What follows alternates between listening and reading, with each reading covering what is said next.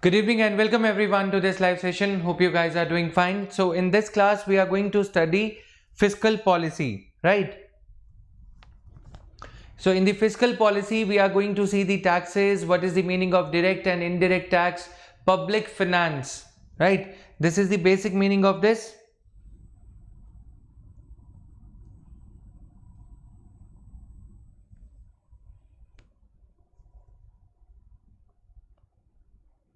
All right, now I'm visible and it's all fine. So public finance is a study of income and expenditure of the government at the central, state and local levels. Government has to perform certain functions in a country, such as to supply certain public or collective goods which individuals cannot or do not singly perform, like building roads, drainage system, right? But the broader view is that public finance does not deal only with the income and expenditure of the government, but also the sources of income and the way of expenditure of various government corporations, public companies, etc. The way the modern governments manage all the money they get is the subject matter of public finance. The policy stance taken in this regard is declared annually by the government by the fiscal policy document popularly known as budget. The word budget is not mentioned in the constitution. What is mentioned in the constitution is annual financial statement under article 112. So this is the public finance. Now earlier public finance used to limit itself to the expenditure and income of the government. Now the public finance is concerned also about the sources of income of the government. If the government is collecting money by selling the fixed assets, that is called as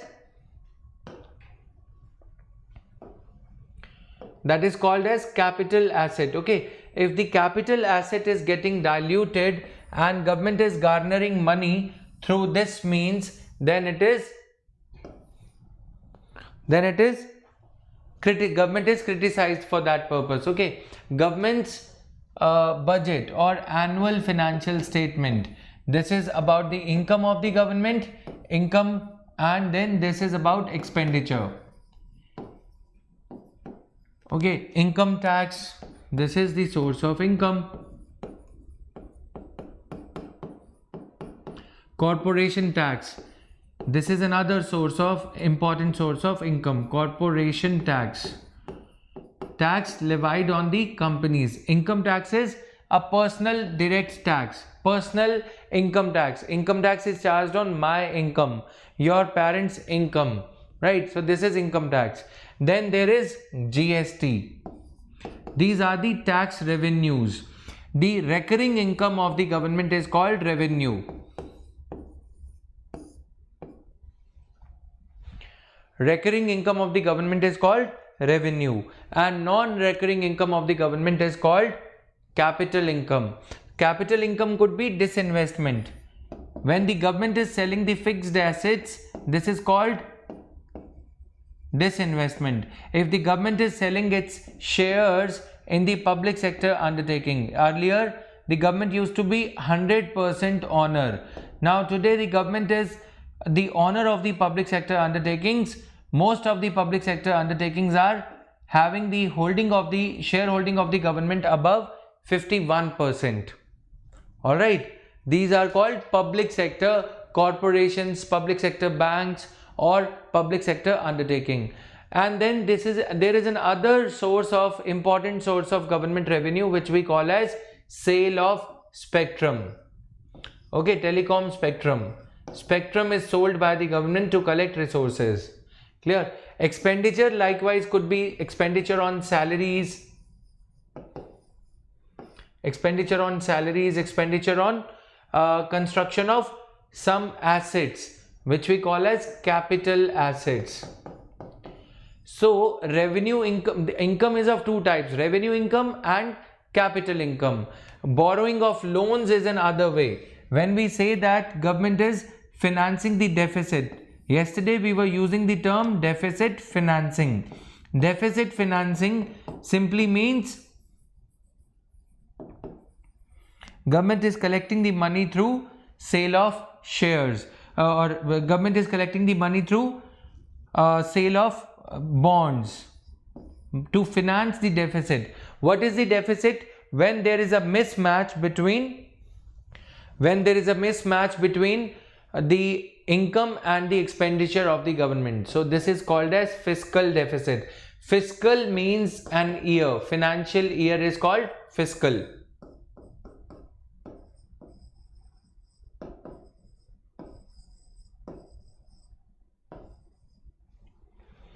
A financial year is called fiscal. Subsidy is also an expenditure. Okay, capital subsidy is a kind of revenue expenditure. Revenue expenditure, the definition of revenue expenditure, please note down. Something which is recurring in nature is called as revenue expenditure. Okay. Revenue expenditure means something which is recurring in nature.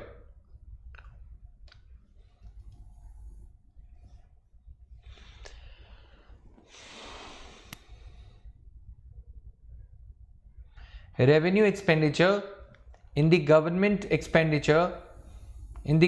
scheme of things is that part of government expenditure. Revenue expenditure is that part of government expenditure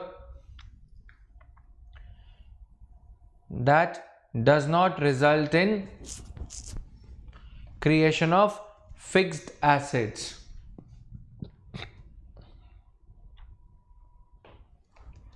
Revenue expenditure is that part of expenditure which does not result in creation of fixed assets.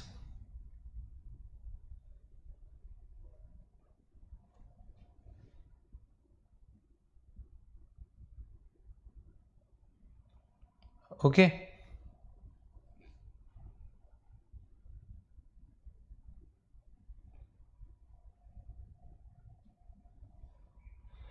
Revenue expenditure is that part of fixed expenditure. Payment of salaries, wages, pensions. Payment of salaries,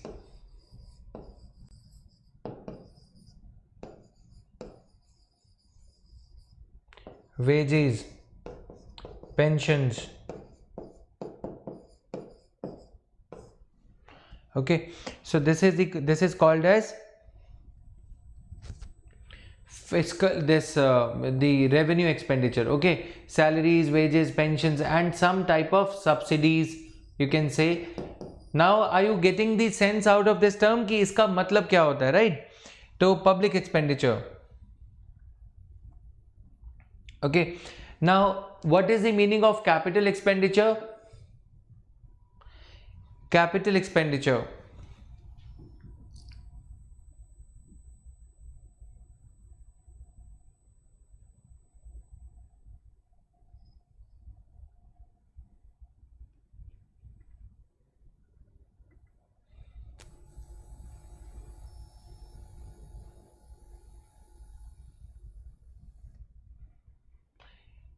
Capital expenditure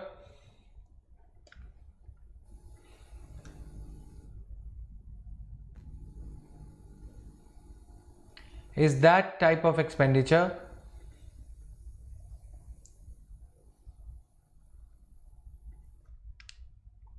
which results in creation of fixed assets.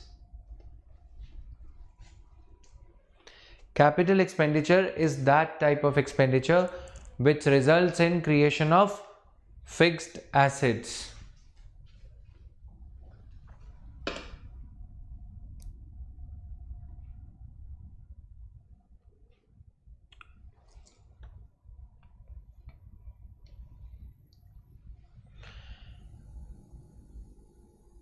Like bullet train. Okay, even if sometimes it is wasteful, it is not always necessary that. Okay, लिख लो पहले.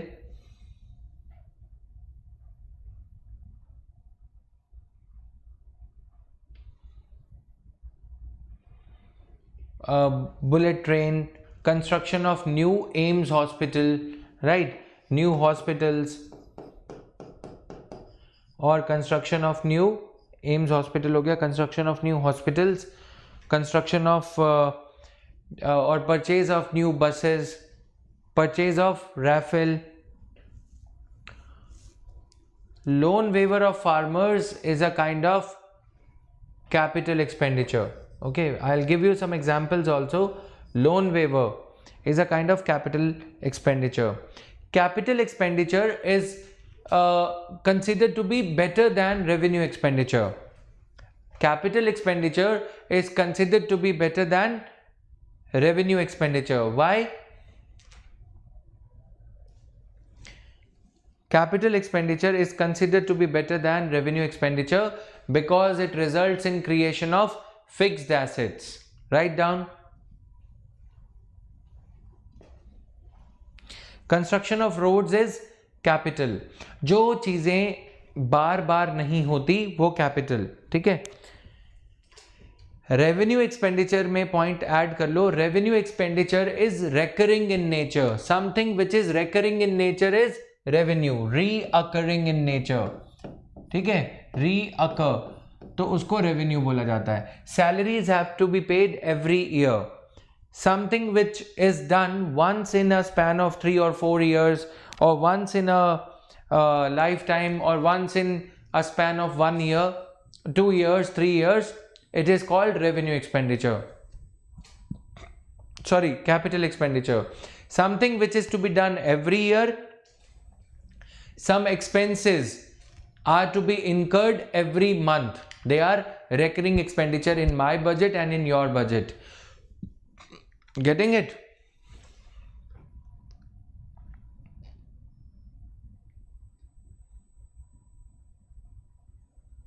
All right. Now, please understand, if I buy a mobile phone, then it is a capital expenditure because I am purchasing an asset. If I am getting it recharged every month, what is it? Revenue expenditure. Got it? If government is constructing if the government is constructing a hospital, that is capital expenditure. That was considered to be good. But if government is appointing the doctors to that hospital, that is considered to be revenue expenditure, and that is considered to be wasteful or not as good as capital expenditure. This is a kind of irony. This is a kind of irony in the government's functioning. Okay, so honey, recurring in nature. If an expenditure is recurring in nature, it is called as revenue expenditure. If an expenditure is non-recurring in nature, RECURRING.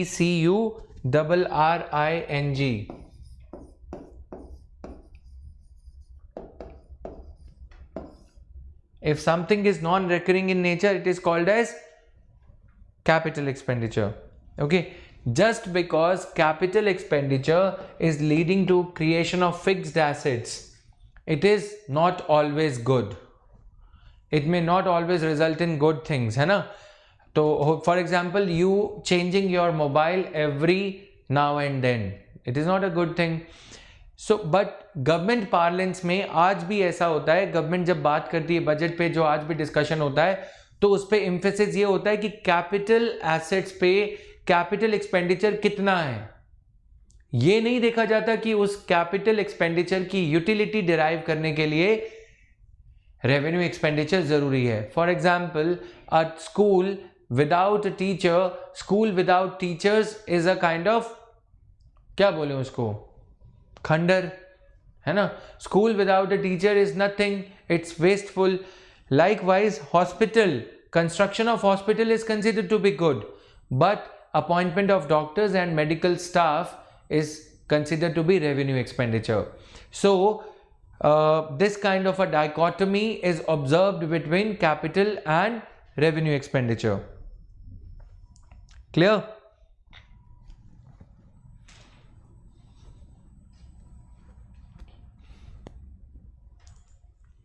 अब अगर मैं business में हूं तो मेरा objective ये होगा कि मैं कैपिटल एक्सपेंडिचर एक बार अगर होना है तो हो जाए, रेवेन्यू एक्सपेंडिचर कम होना चाहिए, है ना. Capital expenditure is, suppose if I purchase this floor where this office is located, then I would be able to reduce my revenue expenditure because every month I have to pay the rent.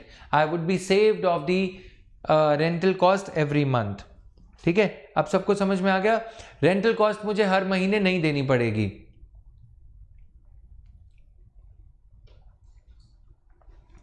But ये हमेशा सरकार के कामकाज में जरूरी नहीं होता.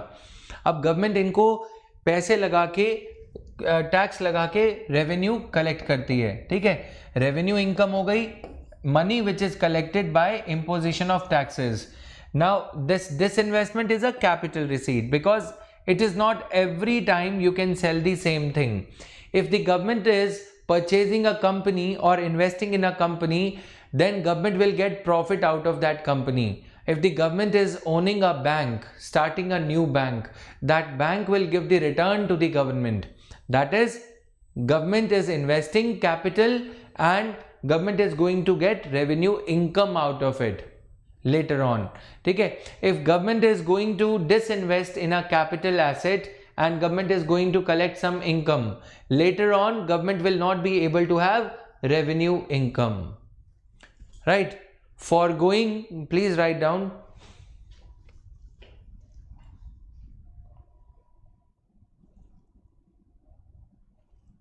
Yes, you are right. This thing, Milap. Foregoing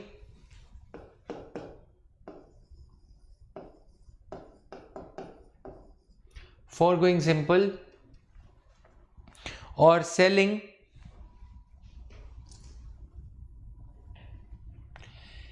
a capital asset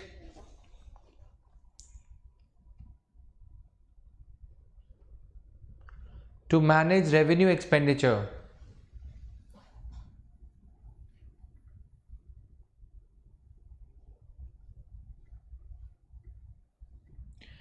Selling a capital asset to manage revenue expenditure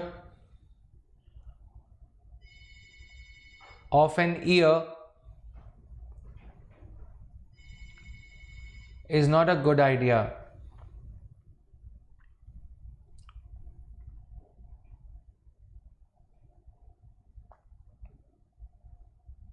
All right, selling a capital asset for managing the expenditure of an year is not a good idea.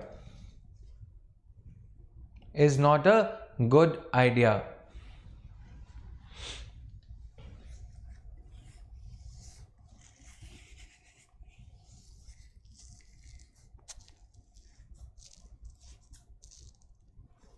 As an asset that is sold once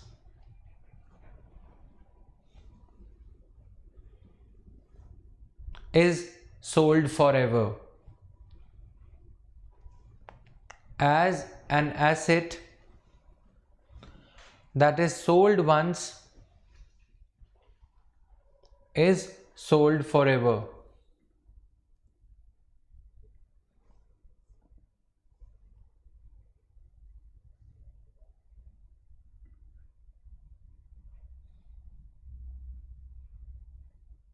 Got it?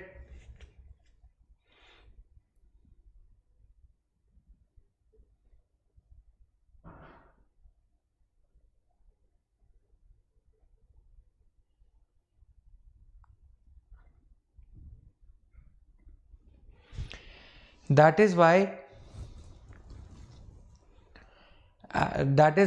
sorry, leave this. That is why an asset that is sold once is sold forever. Government in the future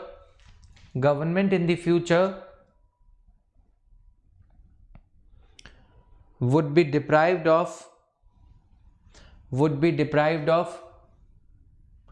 government in the future would be deprived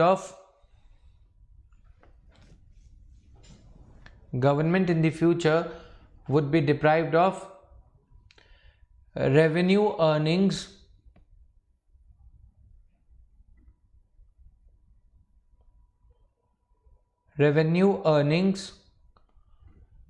on the capital asset. Government in the future, government would be deprived of revenue earnings in the future on the asset that has been sold once. Government in future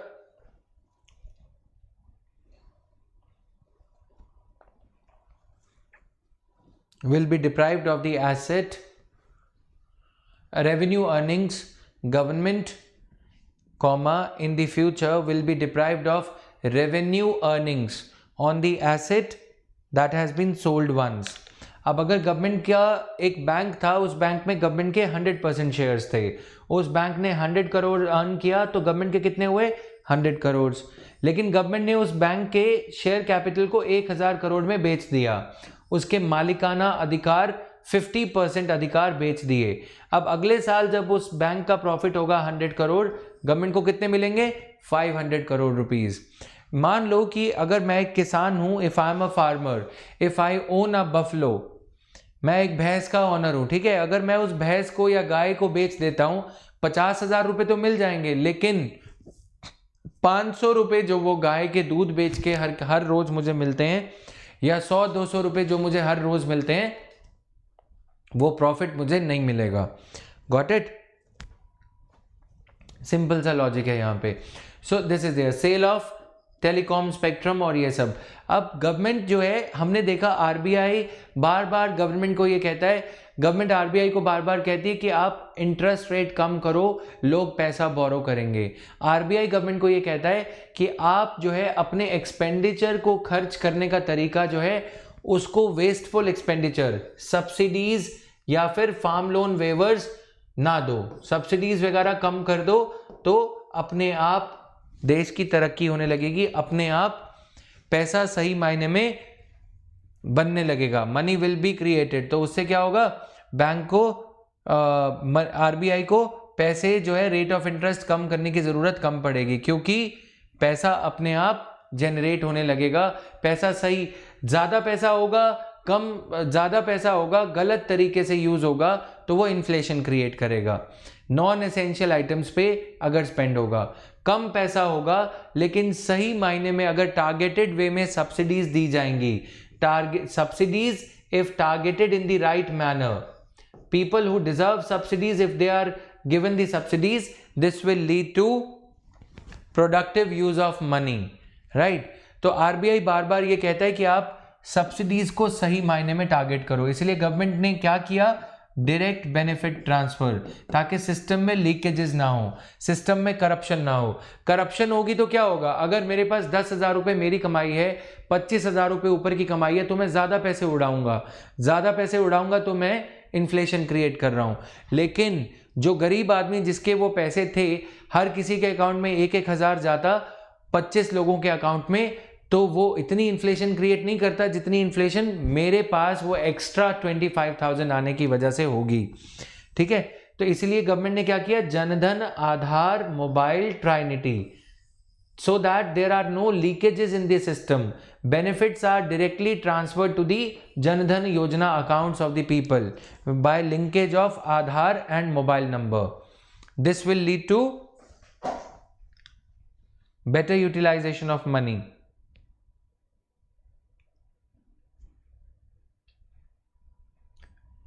budget, अब आते हैं इस पे, ये overview मिल गया।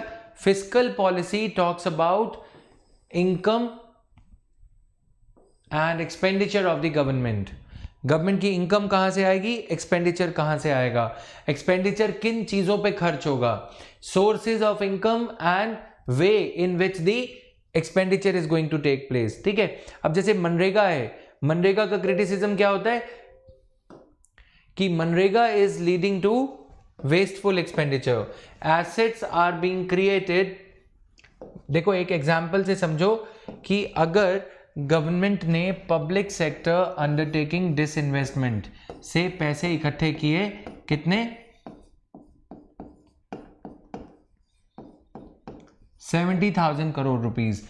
अब इस 70,000 crore rupees को अगर गवर्नमेंट ने शेयर्स बेच दिए, सेलिंग दी शेयर्स, है ना, कल को गवर्नमेंट को कोई रिटर्न मिलेगी? नहीं मिलेगी। Selling the shares government will not be able to generate returns and all. अब ये 70,000 करोड़ रुपीस को अगर हम मनरेगा जैसी स्कीम पे एनुअली खर्च करते हैं और रोड्स बनाते, कच्ची रोड्स, ठीक है, non metal roads. Non metal roads क्या है? जो अगली बारिश में बह जाएंगी। तो नॉन मेटल रोड्स बनाने से क्या होगा? अब ये जो बन तो एसेट रहा है, रोड्स तो एसेट ही है, बट ये क्या ड्यूरेबल एसेट है? क्या ये लॉन्ग लास्टिंग एसेट है? नहीं। एसेट क्या होता है? जैसे आप टीवी लेते हो घर पे, ठीक है, आपके फादर ने कोई प्रॉपर्टी बेची और आपने कार ली, 5 साल तो चलेगी, अच्छा है ना, वो 5 साल चलेगी, 10 साल चलेगी, ठीक है। आपने टीवी लिया 2-3 साल, 4-5 साल अच्छे से चल जाएगा। रेफ्रिजरेटर लिया, वो क्या है? ड्यूरेबल। लेकिन मनरेगा के अंडर जो एसेट्स बना रहे हैं उनकी क्वालिटी कैसी है? क्या वो ऐसी है कि आज हमें पब्लिक सेक्टर अंडरटेकिंग के शेयर्स एक बार बेच दिए और वो पैसा हमने इनमें लगा दिया, गरीब ने राशन खाया, गरीब ने राशन परचेज किया, अरहर की दाल और चाय पत्ती और चावल, हो गया काम। अगले साल क्या होगा? क्या इस 70,000 करोड़ पे कोई रिटर्न मिलेगा? नहीं रिटर्न मिलेगा, क्योंकि ये तो सरकार ने बेच दिए। तो सरकार को अगले साल फिर दोबारा से डिसइन्वेस्टमेंट करनी पड़ेगी।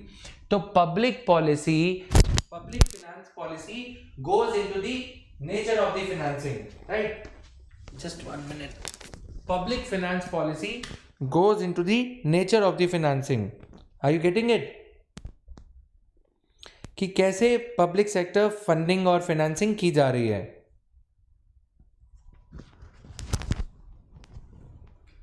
Alright.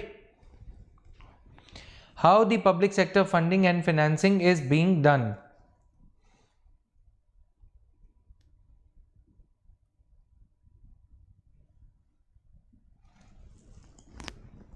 So this is there. Now, an annual financial statement of income and expenditure is generally used for a government, but it could be of a firm, company, corporation, etc. Done.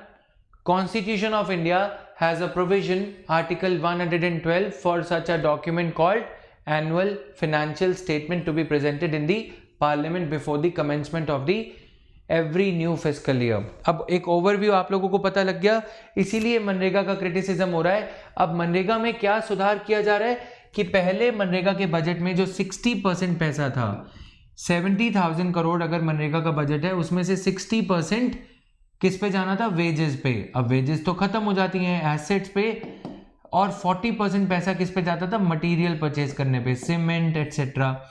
अब क्या किया है सरकार ने? इसीलिए इसमें durability of assets create करने के लिए, ड्यूरेबल एसेट्स को क्रिएट करने के लिए क्या किया है? For example I am telling you these things, इसको कर दिया 51%। वेजेस की तो कोई वैल्यू नहीं होती ना, ये तो रेवेन्यू एक्सपेंडिचर है।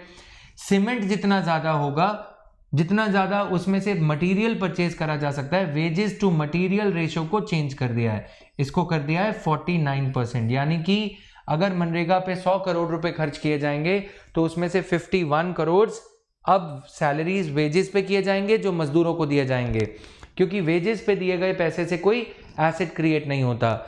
और अब जो मटेरियल परचेज होता है, सरिया, सीमेंट और कुछ कुछ जो चीज़ें परचेज करनी है, वो अब ज़्यादा पैसे उस पर खर्च किया जाएगा, ताकि जो हम एसेट बनाएं वो कैपिटल एसेट हो, वो ड्यूरेबल हो, वो लॉन्ग लास्टिंग एसेट बने।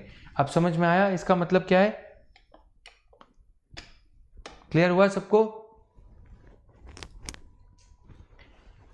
Just give me a break of 1 minute. Clear है ये सबको?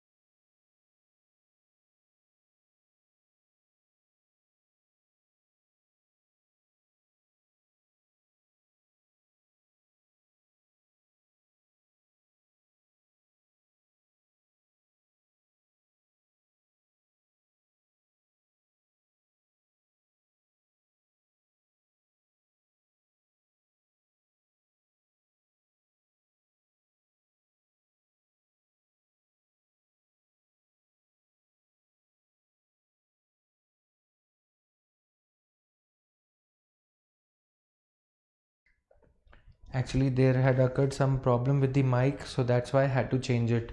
Now, I ended up keeping my foot on the wire. Now, is the sound proper? No, that is okay. See, that is the nature of public finance. Earlier, public finance used to be concerned about what is the income and what is the expenditure. Now we are doing so many other things. We are going into the quality of public finance. Volume is a little low. Now it should be fine. Okay. आप समझ में आया? हम qualitative aspects में जा रहे हैं. Monetary policy, fiscal policy is going, the study of the finances of the government is becoming more and more in depth now. The study of the finances of the government is becoming more and more in depth now.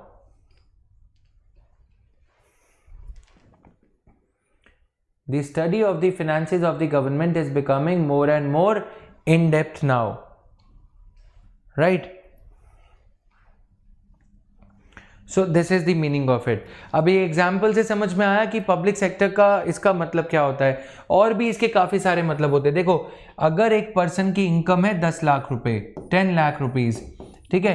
अब उस 10 lakh rupees से ज़्यादा वाले जो income है उस पर 30% tax लगना चाहिए. 10 लाख रुपीज़ से कम वाली जो इनकम है उस पर 25% टैक्स लगना चाहिए. Progressive taxation. Taxes should be progressive in nature.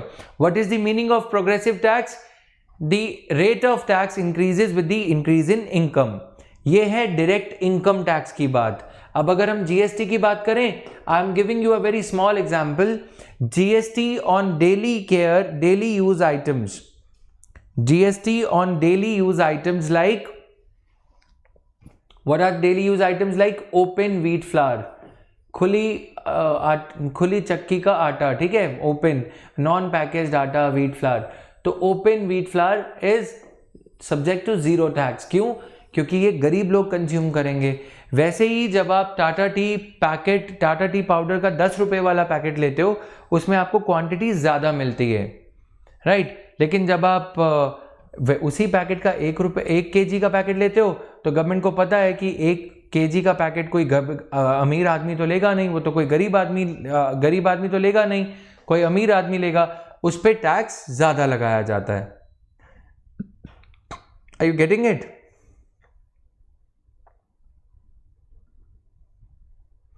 So this is the meaning of it.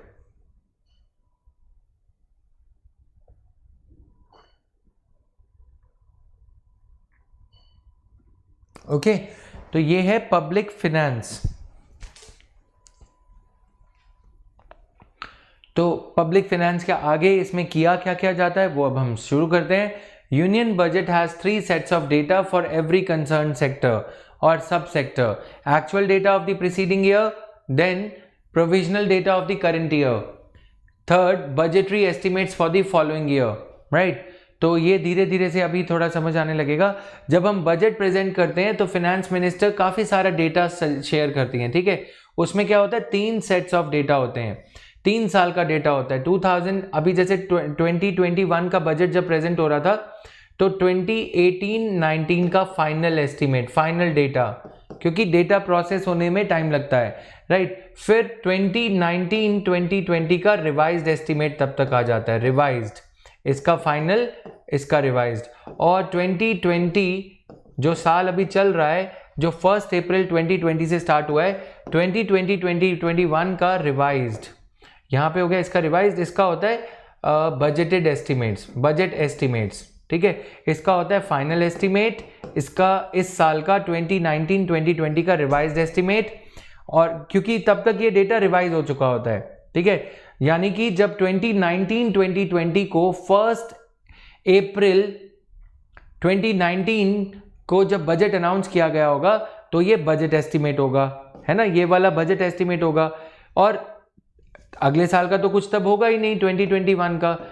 अब जब ये बजट एस्टिमेट है, अगले साल जब बजट प्रेजेंट किया जाएगा, ये बजट एस्टिमेट क्या बन जाएगा, अगले साल ये रिवाइज्ड एस्टिमेट बन जाएगा. और ये क्या बन जाएगा अगले साल, final estimate. Got it? Is this clear? तो 3 types of data are presented with the budget: final estimate, revised estimate, budget estimate. Revised estimate is basically a current estimation of either the budgetary estimates or the provisional estimates. Revised estimate is basically a current estimation of either the budgetary estimates or the provisional estimates. It shows the contemporary situation. It is an interim data. ठीक है? Actual data of the preceding year. Here preceding year means 1 year before the year in which the budget is being presented. Suppose the budget 2020 is presented for the year. Suppose the budget presented is for the year 2020. Budget will give the final or actual data of 2018, 2019. जैसा हमने यहाँ पे लिखा. ठीक है, कभी कभी ये क्वेश्चन पूछ लिया जाता है कि the budget presented in 2020 2021 carried the data of final data of which year. ये याद रहेगा सबको. Budget estimate is a provisional estimate. Provisional estimate. Clear?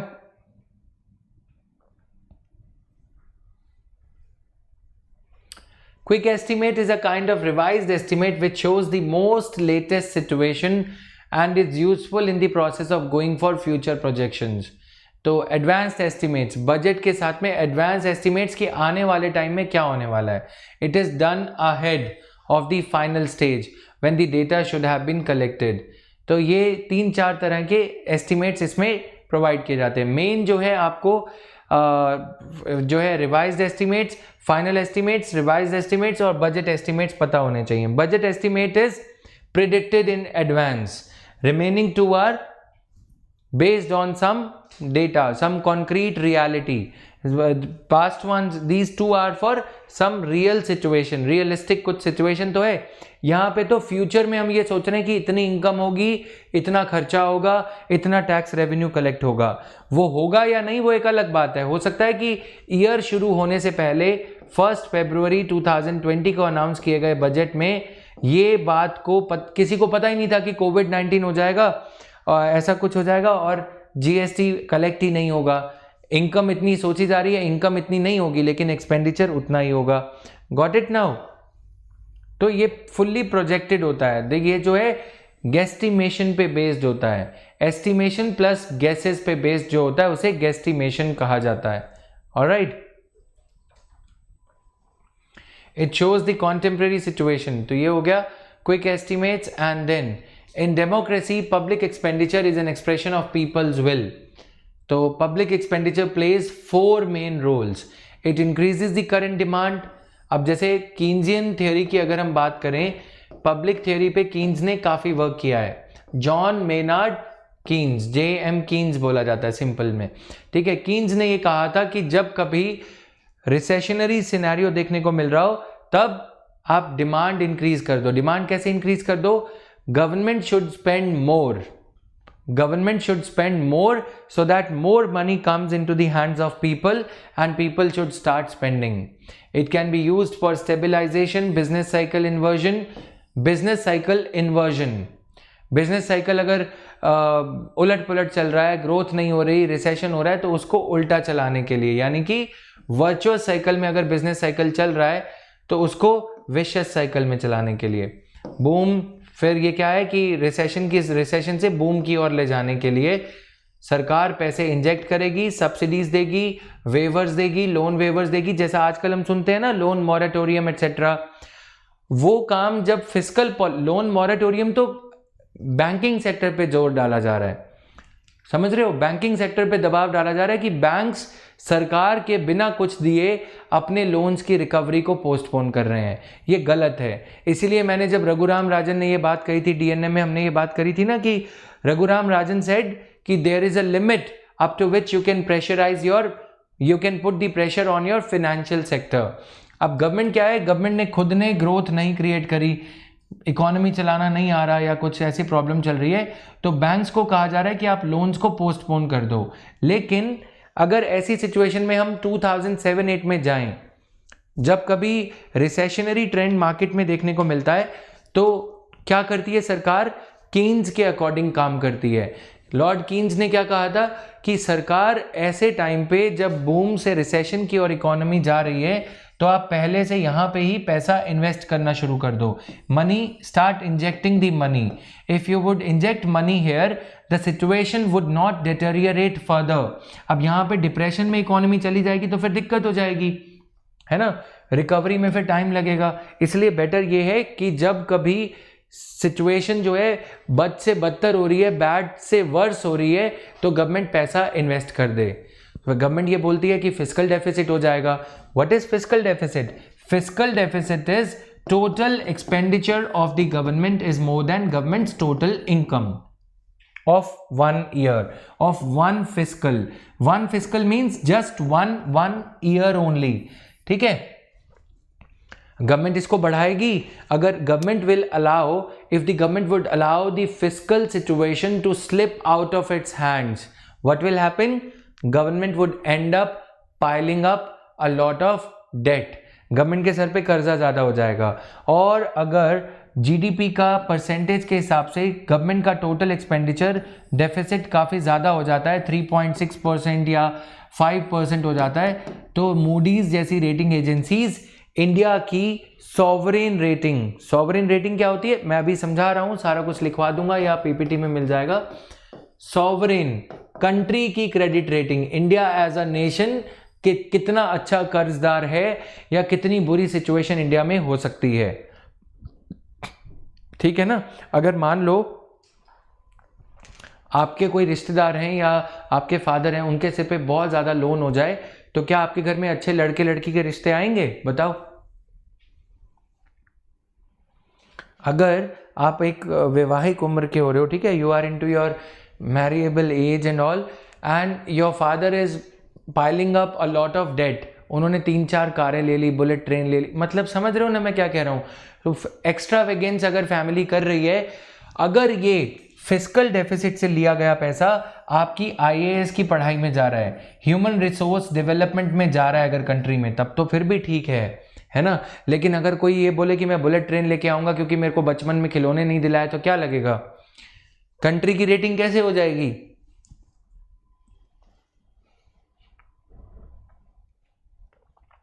वैसे ही जब हमारी कंट्री की सॉवरेन रेटिंग अगर मूडीज या कोई और रेटिंग एजेंसीज ये कहती हैं कि इंडिया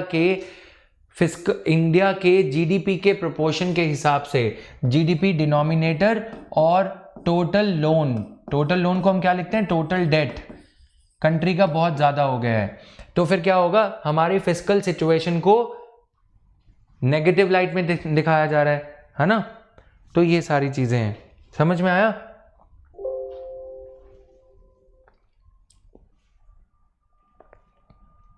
Just 1 minute.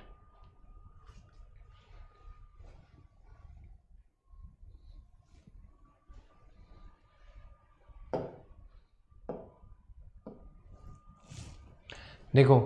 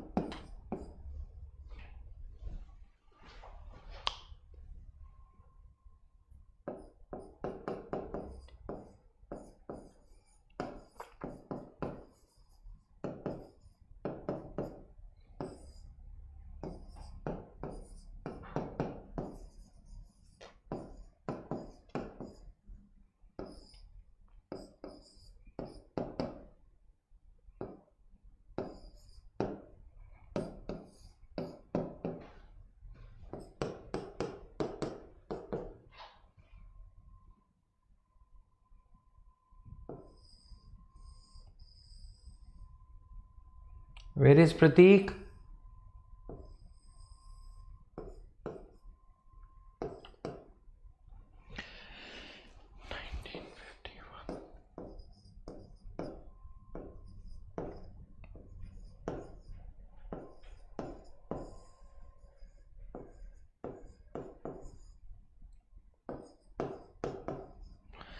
देखो, हम जो हर साल फिस्कल मतलब वन फाइनेंशियल ईयर, फिस्कल का मतलब क्या है, one financial year, just one.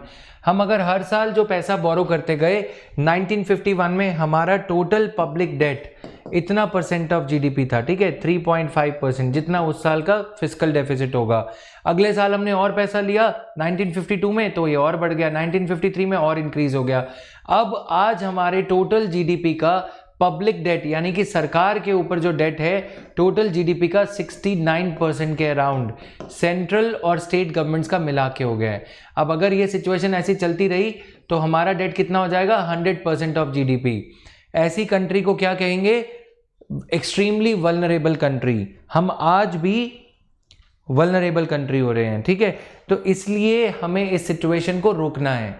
अब इसके लिए क्या कर रही है गवर्नमेंट जो है धीरे धीरे से कमेटीज अपॉइंट करके ये कहा गया है कि आप इसको कंट्रोल करो, फिस्कल डेफिसिट को कंट्रोल करो, इसे धीरे धीरे कम लेके आओ।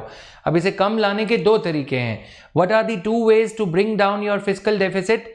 What are the two ways to bring down your fiscal deficit? Either increase your total income और रिड्यूस योर टोटल एक्सपेंडिचर। यही तो मतलब हुआ है ना, टोटल एक्सपेंडिचर अगर हम कम कर दें टोटल इनकम के कंपैरिजन में तो सिचुएशन बराबर हो जाएगी, ये नंबर कम होते चला जाएगा, है ना। फिस्कल डेफिसिट इज, ठीक है, तो ये सारी चीजें। Now total expenditure is increasing, अब हमें इसे धीरे धीरे से कम करना है। Every time, please write down, having a fiscal deficit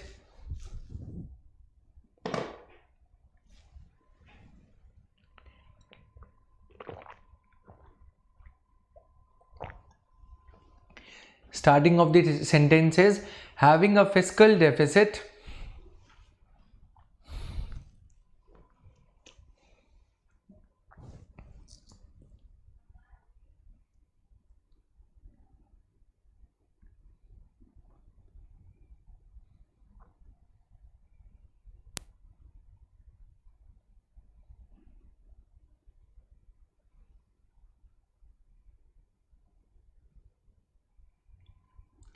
having a fiscal deficit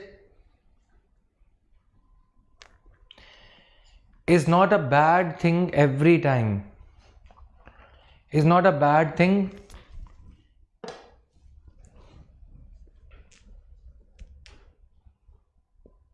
universally, right, universally, ठीक है। it depends upon where the government is spending its money, it depends upon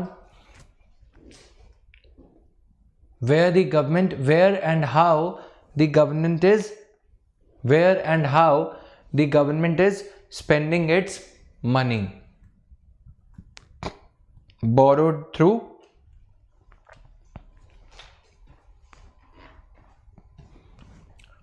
borrowed or borrowed through government bonds or World Bank, लिख लो। जब हम पैसा बोरो करते हैं तभी fiscal deficit होता है ना, फिस्कल डेफिसिट को ब्रिज करना। It's not a bad idea to have a fiscal deficit always. Why? Because if, write down, because if the government is spending on human resource development, bracket में लिख लो skill development, having a fiscal deficit is not always a bad idea. Having a fiscal deficit is not always a bad idea, because if the government is spending money on human resources development,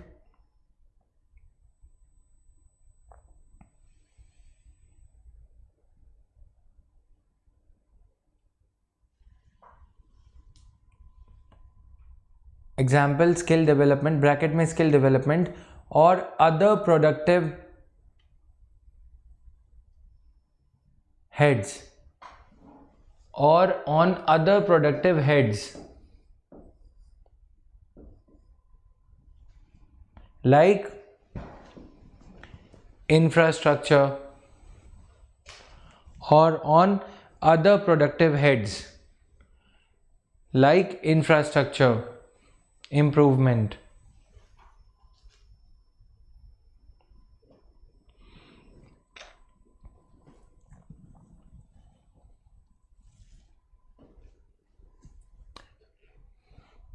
Okay, then eventually, then THEN wala, then eventually human resources, trained human resources, then eventually skilled human resources,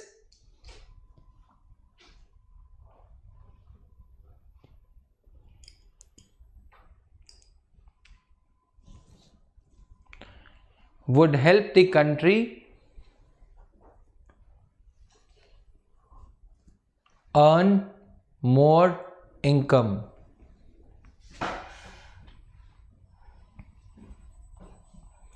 Skilled human resources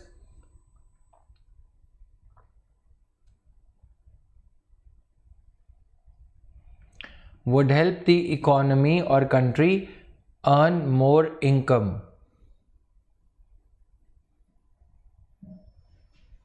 bracket में GDP.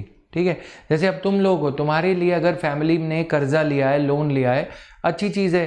ठीक है, जब तुम बन जाओगे, कुछ employment human resources train हो जाएंगे तुम्हारे घर की, तो क्या होगा, लोन वोन सब अपने आप उतर जाएंगे, है ना, इजीली सब कुछ रिकवर हो जाएगा. तो माइक्रो इकोनॉमी को मैक्रो इकोनॉमी के पॉइंट ऑफ व्यू से देखा जा सकता है, right. So this is there. Arshika, it's different for different countries, will explain the trend later on, right. तो समझ में आया अब फिस्कल पॉलिसी का मतलब क्या है, ये समझ में आ रहा है सबको. तो अब मैं एक बार तंदूर एग्जाम्पल पे इसको दोबारा से, I am keeping it on tandoor example, just trying to superimpose the monetary policy and fiscal policy. जब हम ये समझ रहे थे कि आरबीआई रेट कट क्यों नहीं करता, गवर्नमेंट ने कहा आरबीआई को रेट कट करो, तो RBI sometimes does not listen to the government, because if government is not bringing about, here it is government, if the government is not bringing about the supply side, if the government is not improving its record of work on supply side activities, okay, or structural reforms as we call it, ST, structural reforms,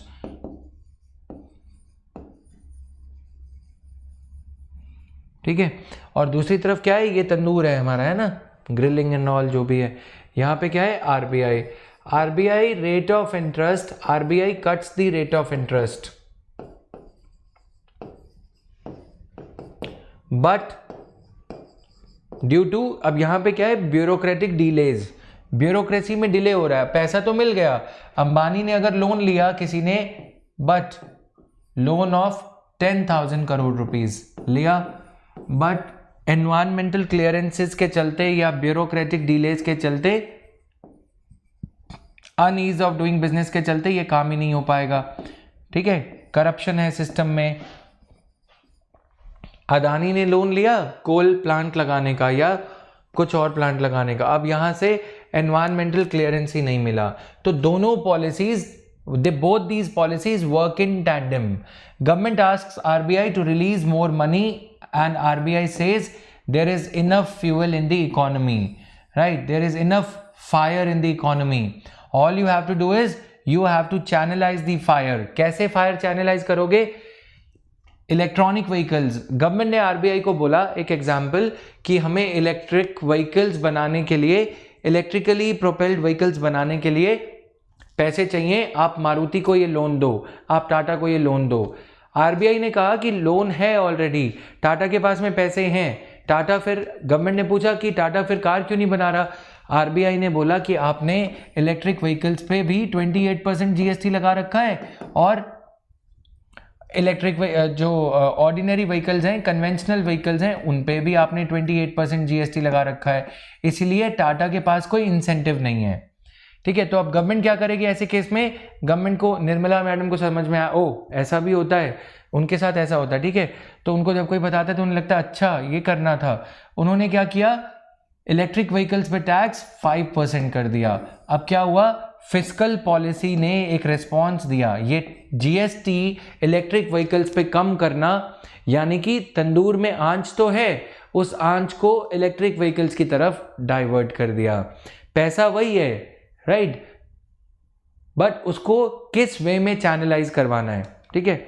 एक और example समझो, RBI को government ने बोला कि हमने एक scheme लाई है बैकवर्ड रीजन्स ग्रांट फंड, जिसमें हम हॉस्पिटल्स को ये कह रहे हैं कि आपको एक्स्ट्रा पैसे हम आरबीआई से दिलवाएंगे 100 करोड़ रुपए अगर कोई बैकवर्ड रीजन्स में झांसी में हॉस्पिटल बनाएगा, ठीक है। आरबीआई ने बोला अच्छा, तो गवर्नमेंट ने बोला कि आप और पैसा रिलीज कर दो। गवर्नमेंट ने बोला ये 100 नहीं, चलो 1000 करोड़ मान लेते हैं, ठीक है। एडिशनल 1000 करोड़ आप इंडियन इकोनॉमी के तंदूर में ऐड कर दो। आरबीआई ने बोला इन्फ्लेशन ऑलरेडी 6% हो रही है, आप क्या चाहते हो मैडम, मैं खुद ही बैठ जाऊं उसमें, राइट। तो गवर्नमेंट ने बोला नहीं, तो फिर क्या करें। फिनेंस सेक्रेटरी ने ये बताया कि मैम हम ऐसा कर सकते हैं कि क्यों ना जो हॉस्पिटल झांसी में बनाया जाएगा उस पे 5 इयर्स का टैक्स हॉलीडे दे देते हैं। 5 इयर्स का टैक्स हॉलीडे देने से क्या होगा, 5 साल तक उस हॉस्पिटल पे जो भी कमाई होगी उस पर कोई टैक्स नहीं लगेगा। ये क्या है, फिस्कल पॉलिसी। जो काम मॉनेटरी पॉलिसी नहीं कर सकती, क्योंकि मॉनेटरी पॉलिसी ये नहीं कह सकती कि झांसी के लिए लोन दिया जा रहा है ना, लेकिन गवर्नमेंट वो कर सकती है। समझ में आया, टैक्स वेवर्स देके या कुछ ऐसा देके। अब अगर गवर्नमेंट को ये समझ में आता है कि जो कॉटन प्रोड्यूसर्स हैं वो परेशान हैं, तो गवर्नमेंट क्या करेगी, कॉटन पे जो कॉटन टेक्सटाइल्स होंगे या कॉटन अपैरल्स होंगे उन पे टैक्स माफ कर देगी।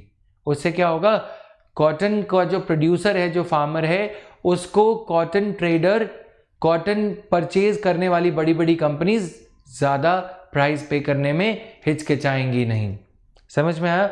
अगर फार्मर सुइसाइड कर रहे हैं तो क्या करेगी गवर्नमेंट, बैंक्स को ये कहेगी कि फार्म लोन्स को वेव ऑफ कर दो।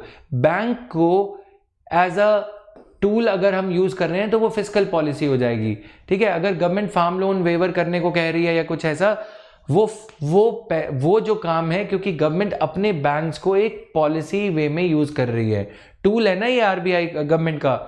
लेकिन अगर आरबीआई रेट ऑफ इंटरेस्ट कम कर रहा है सभी बैंक्स के लिए, तो वो मॉनिटरी पॉलिसी है। मॉनिटरी पॉलिसी तब ज्यादा इफेक्टिव होती है जब इकोनॉमी में सिर्फ और सिर्फ रेट ऑफ इंटरेस्ट की वजह से लोग पैसा लगाने में हिचकिचा रहे हैं। सिर्फ तब जब टाटा को लगता है रेट ऑफ रिटर्न होगी, प्रॉफिट होगा 9%, बैंक लोन पे रेट ऑफ इंटरेस्ट मांग रहे हैं 11%, तो टाटा कंपनी नहीं लगाएंगे। ऐसी अवस्था में सरकार का, ऐसी सिचुएशन में गवर्नमेंट का आरबीआई को यह कहना कि आप रेट ऑफ इंटरेस्ट कम कर दो, ठीक है। मॉनेटरी पॉलिसी को आप क्या कर दो, एक्सपेंशनरी मॉनेटरी पॉलिसी लागू करो, तब ठीक है। लेकिन अगर मार्केट में पैसा सफिशिएंट होने के बावजूद भी इन सारी चीजों की वजह से इन्वेस्टमेंट नहीं हो रही है, तो क्या करोगे। आरबीआई को सरकार ने कहा देखो किसानों के पास में पैसा नहीं है, तो आप किसानों के लिए लोन दिलवाओ। आप क्या करो, 1 लाख करोड़ रुपए आप और दे दो एसबीआई आरबीआई के द्वारा रेपो रेट को कम करके, ताकि एसबीआई एचडीएफसी के पास में पैसे ज़्यादा हो जाएं, तो शायद किसानों के पास ज़्यादा पैसा पहुंच जाएगा। आरबीआई के गवर्नर ने मैडम को समझाया, नहीं मैडम ऐसा नहीं है, आप क्या करो, क्योंकि बार बार क्रॉप फेलियर्स हो रहे हैं, बार बार ड्राउट हो रहा है, सूखा पड़ रहा है, तो आप प्रधानमंत्री फसल बीमा योजना लेके आओ, उससे फार्मर को एश्योरेंस मिलेगा। आप मिनिमम सपोर्ट प्राइस बढ़ाओ ताकि फार्मर को रेट ऑफ रिटर्न दिखे, इसमें कितना मुनाफा होगा। समझ में आया। ये सारे हमारे फिस्कल पॉलिसी के डायमेंशंस हैं, एलिमेंट्स हैं, ये हमारे मॉनेटरी पॉलिसी में है। Monetary policy just strives to increase the supply of money in the economy. Fiscal policy strives to target that money or channelize that money towards particular activity। Automobiles कितने बनेंगे, कौन से type की T कितनी बननी चाहिए, चाय कौन सी होनी चाहिए, व्हीकल्स कैसे होने चाहिए, रोड्स होनी चाहिए या रेलवेज होनी चाहिए, राइट। रेलवे का बजट बढ़ा दोगे तो कार्गो ट्रेन्स ज़्यादा बढ़ जाएंगी, और अगर रोड सेक्टर का बजट बढ़ा दोगे तो कारें ज़्यादा बढ़ जाएंगी, राइट। कार पे जीएसटी रेट इंक्रीज कर दोगे तो लोग क्या करेंगे, मास रैपिड ट्रांजिट सिस्टम की ओर बढ़ेंगे, लोग पब्लिक ट्रांसपोर्ट को अपनाएंगे। और अगर आप कार पे डीजल पे प्राइस बढ़ा देते हो तो वो फिस्कल पॉलिसी के अंडर आता है, पेट्रोल पे अगर आप टैक्स बढ़ा देते हो तो वो फिस्कल पॉलिसी के अंडर आता है। Yes Abhishek, you can say that, okay done.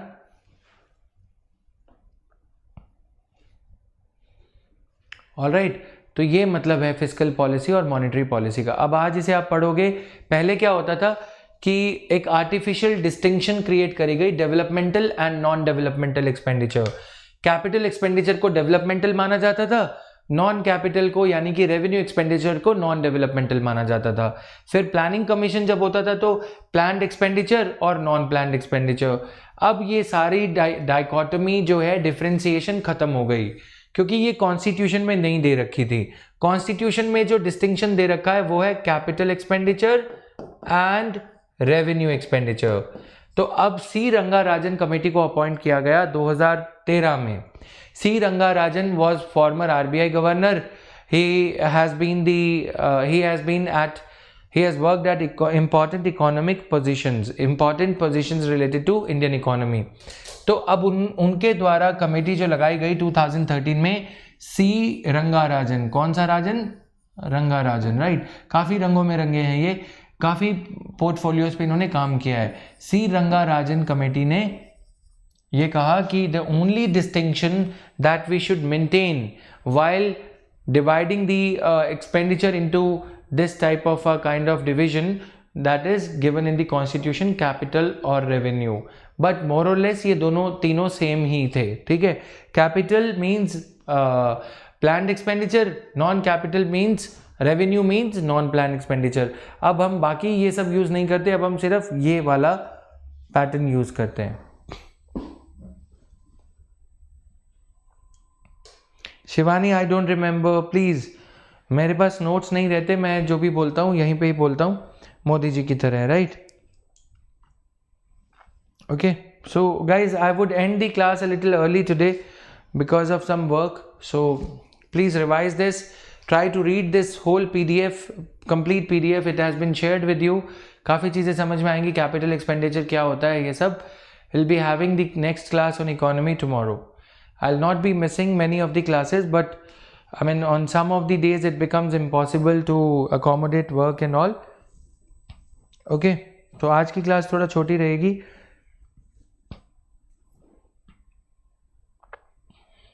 तो ये सारा कुछ इफेक्टिव रेवेन्यू डेफिसिट क्या होता है, everything we will understand. All right, PDF must have already been shared with you. Floating interest rate होता है जब इंटरेस्ट रेट चेंजेस, दो तरह के इंटरेस्ट रेट हम जो है ले सकते हैं। एक फिक्स्ड इंटरेस्ट रेट होता है which remains fixed throughout the tenure of the loan.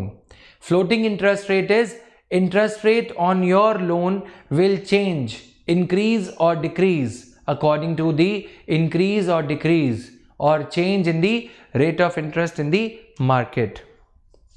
Clear? So this is the meaning of it. All right.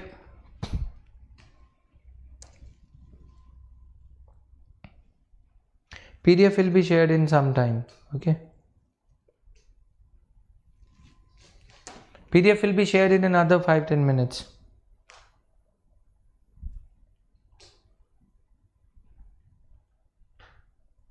Yes, Alok.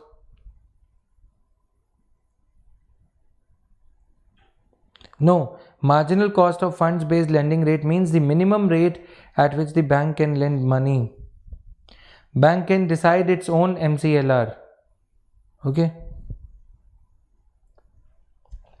See you at 8:30 for Indian polity. Okay. So thank you guys.